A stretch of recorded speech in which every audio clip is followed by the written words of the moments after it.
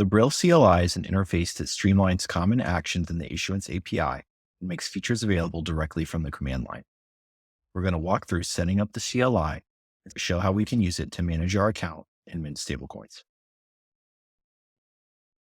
We'll start by installing the package.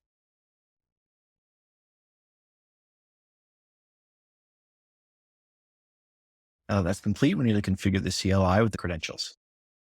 If you haven't created credentials yet, you can log in or sign up for a new account. Go to the settings page in the upper right, go to the API tab, and create API credentials. We're going to turn on permissions for mints and redemptions. Then store the client ID and client secret, which we'll use to configure the CLI. We'll now use the configure command to pass in the credentials. We're now ready to start using the CLI. We can follow the CLL docs to see a full set of commands. In this case, we're going to view the tokens that we can mint, and then we're going to mint SBC on Polygon Mumbai.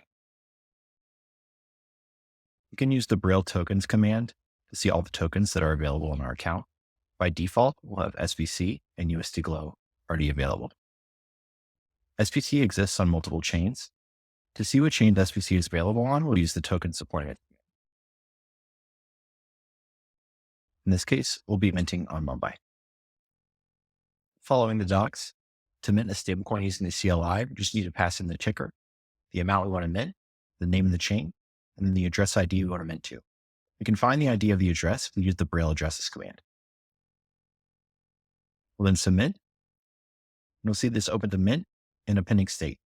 This mint will then complete in about 15 to 30 seconds. We can now use the orders command, passing in the ID we just received. There's mint has been completed.